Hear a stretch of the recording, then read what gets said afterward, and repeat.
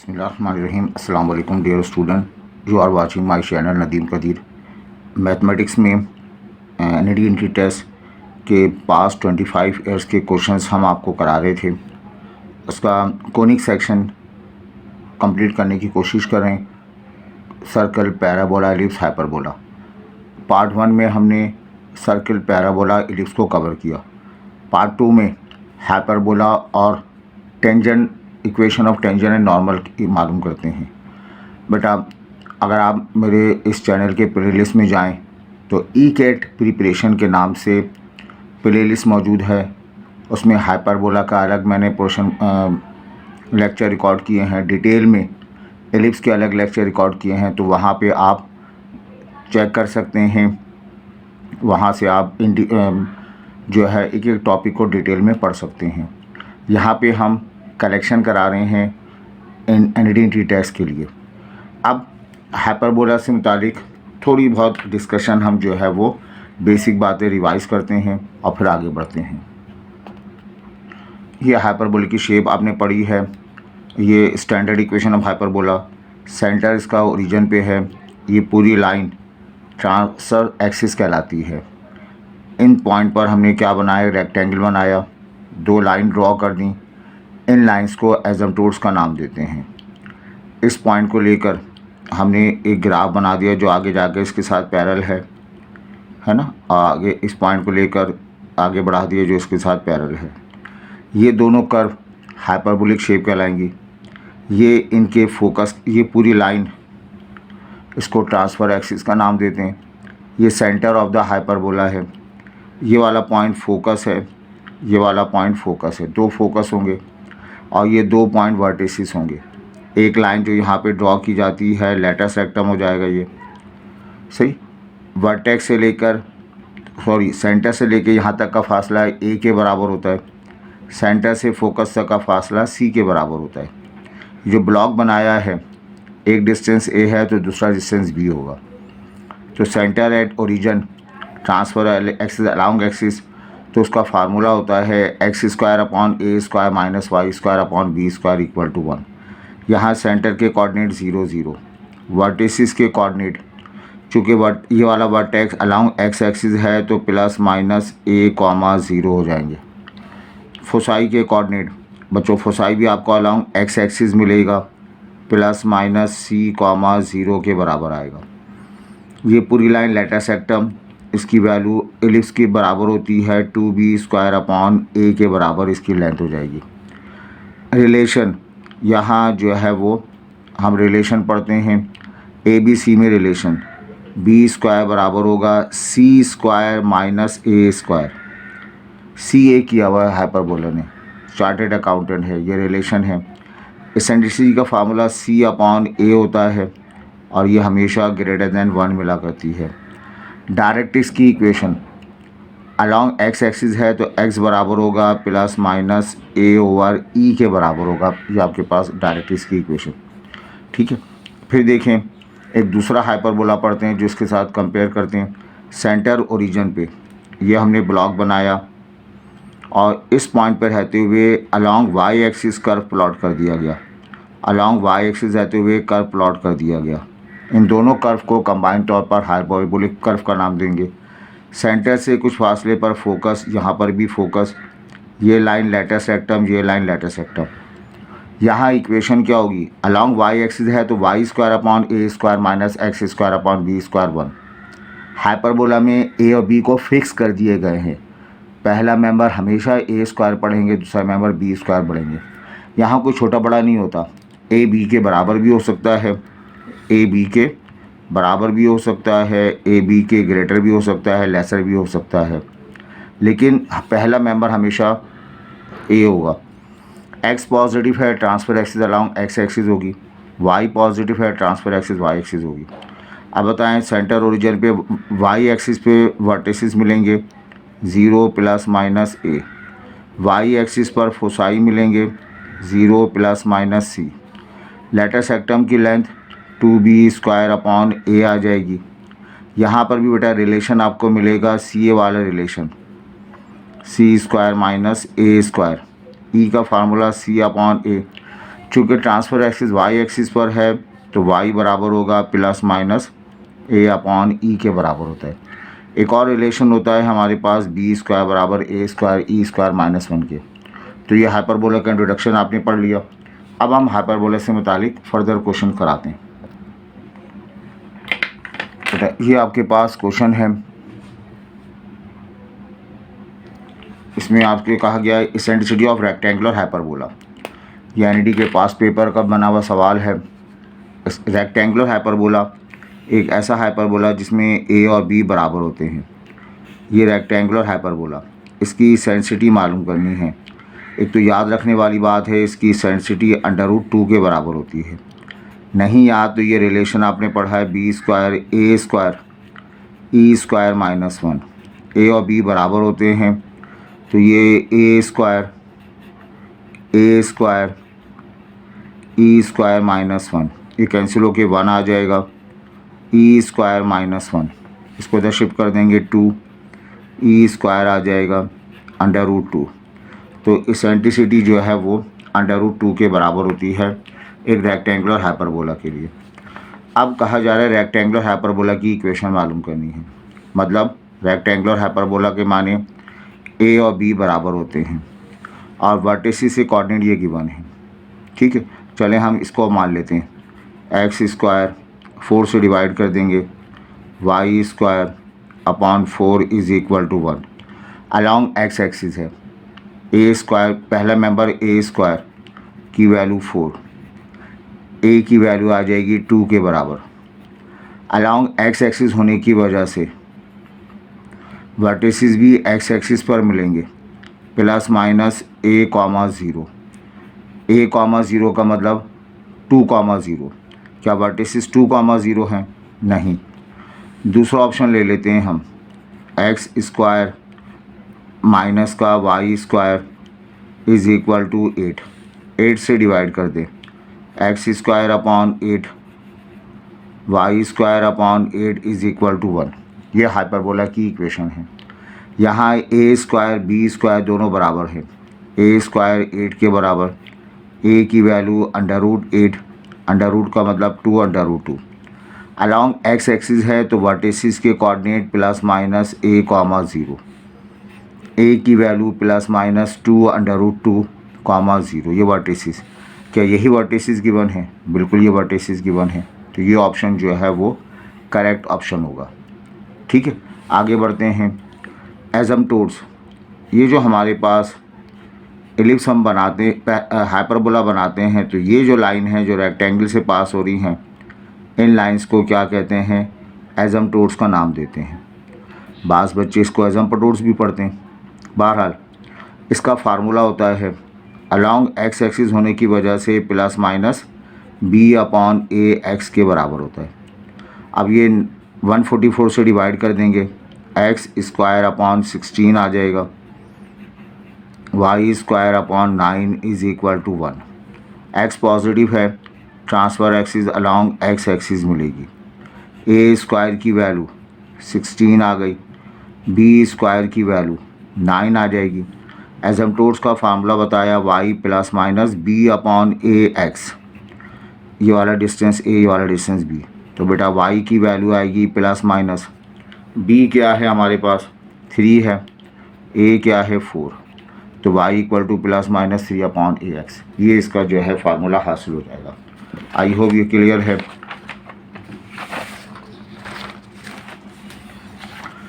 ये आपके हाइपरबोला की इक्वेशन है। ठीक है, ये हाइपरबोला की इक्वेशन है। इस हाइपरबोला की इक्वेशन में क्या लिखा हुआ है बताइए?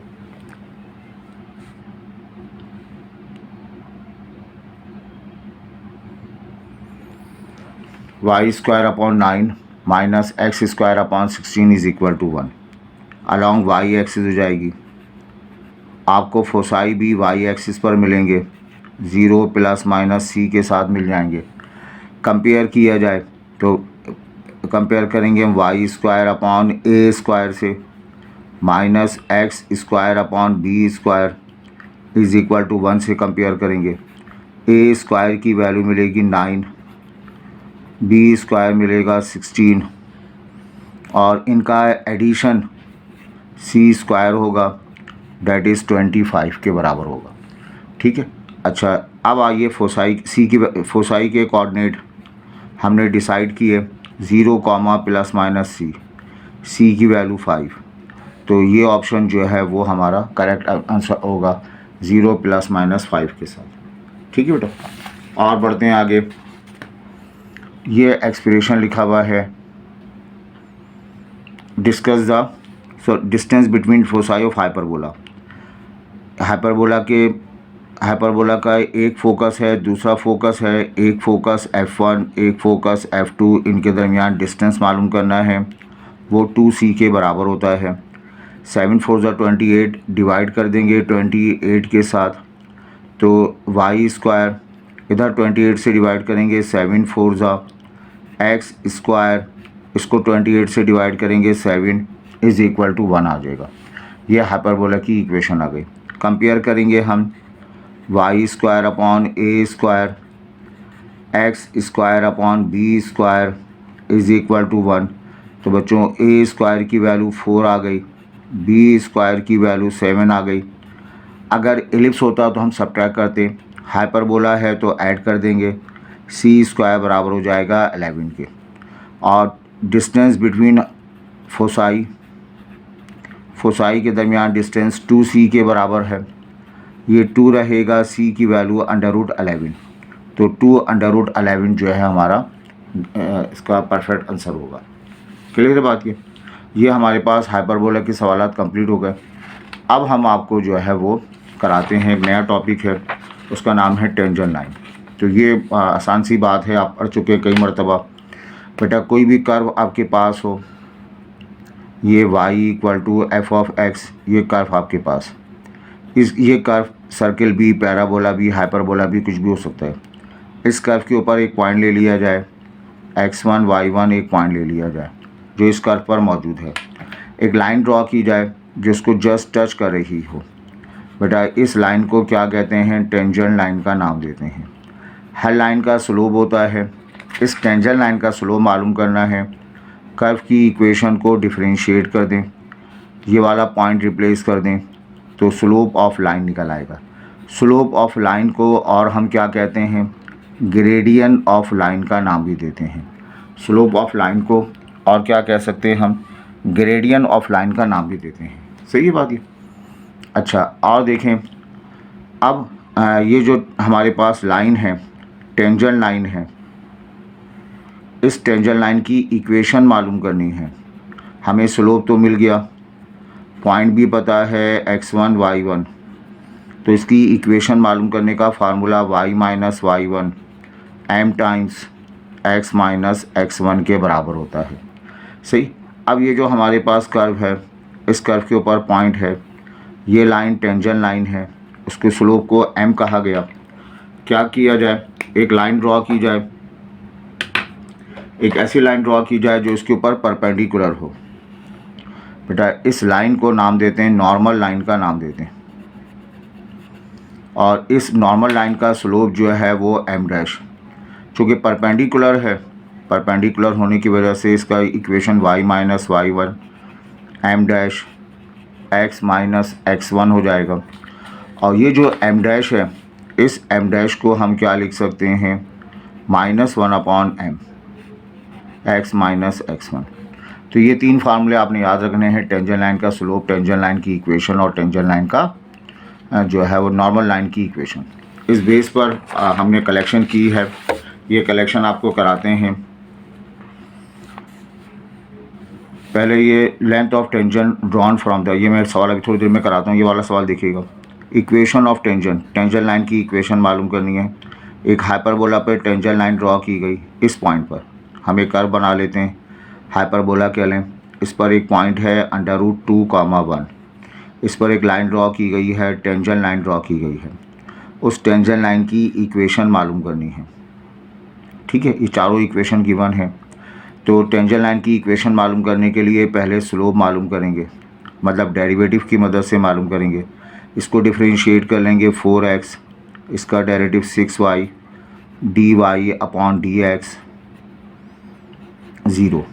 तो ये 4x 6y dy upon dx, divide कर देंगे 2x upon 3y dy upon dx।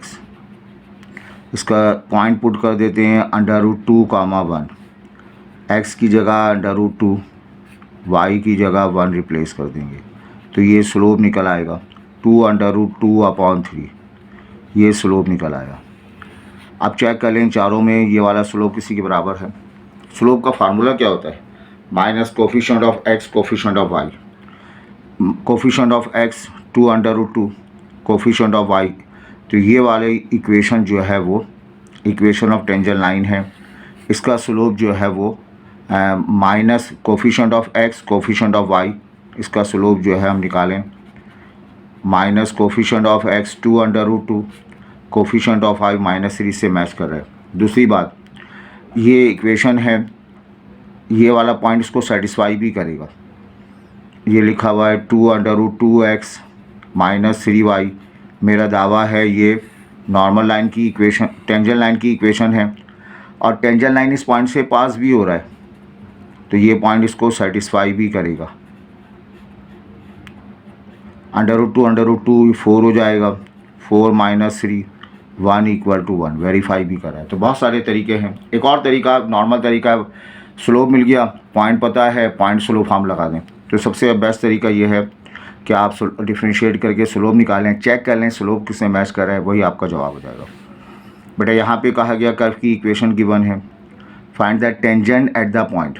ये कर्व आपके पास है, इस कर्व की इक्वेशन है y = x²। डजेंट मैटर कुछ भी हो, पैराबोला हो, ये एक पॉइंट आपके पास है, उसके कोऑर्डिनेट हैं 3, 1। ये लाइन ड्रॉ कर दी गई, ये लाइन क्या है? Tangent line. इसकी इक्वेशन मालूम करनी है, तो हम क्या करें? डिफ्रेंशिएट कर दें अपने कर्व की इक्वेशन को, d/dx, ये y लिखा हुआ है, तो बताइए dy/dx 2x के बराबर हो जाएगा। किस पॉइंट पर बात की जाए? 3, 1 पर बात की जाए। तो बेटा स्लोप मिल जाएगा, x की जगह हम 3 रिप्लेस कर देंगे, जवाब आया 6। अब देख रहे हैं किसका स्लोप जो है 6 के बराबर आ रहा है, minus coefficient of x coefficient y, इसका जवाब 6 के बराबर आ रहा है, इसका जवाब भी 6 के बराबर आ रहा है। ये दोनों जवाब 6 के बराबर हैं। अब इनमें हम कौन सा चेक करें? इसमें अब पॉइंट को वेरीफाई करा दें। x की जगह 3 लिख दी, x की जगह 3, चलिए ये वाली इक्वेशन ले लेते हैं हम। x की जगह 3 लिखेंगे, 3 - 3 0 हो जाएगा। y की जगह 1 लिखेंगे, 1 - 1, तो ये ऑप्शन जो है हमारा करेक्ट होगा। ये नहीं होगा, x की जगह हम क्या लिखेंगे? 3, 18 आएगा, और 1 - 18 इसके बराबर नहीं होता, तो ये क्वेश्चन नंबर 3 जो है हमारा परफेक्ट आंसर हो जाएगा। आगे बढ़ते हैं हम। यहाँ कहा गया है equation of normal line to the parabola. Parabola की इक्वेशन गिवन है 5 - x²। आपसे कहा डिफ्रेंशिएट कर लें dy/dx, -2x हो जाएगा। एक कर्व आपके पास है, कर्व के ऊपर एक पॉइंट है, उसमें x की वैल्यू 2 है, उस पर एक नॉर्मल ड्रॉ किया गया, हमने टेंजेंट ड्रॉ किया, x की जगह 2 रिप्लेस कर देंगे, स्लोप मिल जाएगा -4 के बराबर। तो स्लोप ऑफ नॉर्मल क्या होगा? ये तो टेंजेंट लाइन का स्लोप है, ये तो टेंजेंट लाइन का स्लोप है। बेटा नॉर्मल लाइन का स्लोप इसका रेसिप्रोकल होगा 1/4। अब चेक कर लें 1/4 स्लोप कहाँ आ रहा है। स्लोप का formula minus coefficient of x coefficient of y, x का 8x, x का कोफिशिएंट -8, y का कोफिशिएंट y, तो ये 2 होगा। x का कोफिशिएंट -1, y का कोफिशिएंट 4, तो ये वाली इक्वेशन जो है वो नॉर्मल लाइन की इक्वेशन हो सकती है। चेक कर लें, x की जगह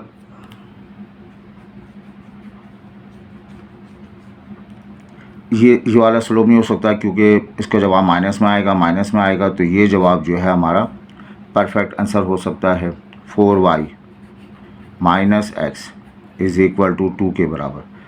ठीक है, तो इसमें स्लोप निकाला जाए, minus coefficient of x -1, y का कोफिशिएंट 4, तो स्लोप 1/4, हमने भी स्लोप नॉर्मल का 1/4 निकाला है, यहाँ पर भी नॉर्मल का स्लोप 1/4 के बराबर है। ठीक है बेटा। आइए इसके बाद कह रहा है पॉइंट ऑफ इंटरसेक्शन मालूम करना है। दो कर्व हमारे इंटरसेक्ट कर रहे हैं, इनका पॉइंट ऑफ इंटरसेक्शन मालूम करना है। ये पॉइंट ऑफ इंटरसेक्शन है। ये पॉइंट ऑफ इंटरसेक्शन कर्व 1 पे भी मौजूद है और कर्व 2 पर भी मौजूद है। कर्व 1 पे भी मौजूद है, कर्व 2 पर भी मौजूद है।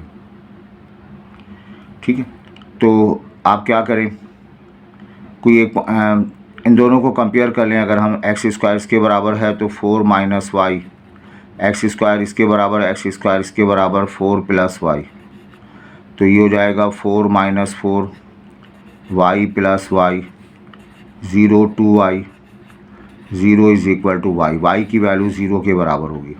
ये वाला ऑप्शन नहीं होगा, ये ऑप्शन हो सकता है, ये ऑप्शन हो सकता है, ये ऑप्शन नहीं होगा। वाई की वैल्यू 0।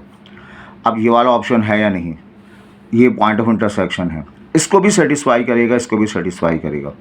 एक्स की जगह 2 लिखें, 2 का स्क्वायर 4, 4 बराबर 4 माइनस 0। ठीक है, एक्स की जगह 2 लिखें, 2 का स्क्वायर 4, 4 4 प्लस वाई, तो ये ऑप्शन जो है हमारा बिल्कुल परफेक्ट आंसर है, ये वेरीफाई नहीं करेगा। अच्छा बेटा, इसमें बस ये एंडिंग के सवालात हमारे बाकी हैं। अच्छा बेटा, ये एक और क्वेश्चन हमारे पास है। एक इक्वेशन गिवन है, कर्व की इक्वेशन है, अभी कर्व मान लेते हैं।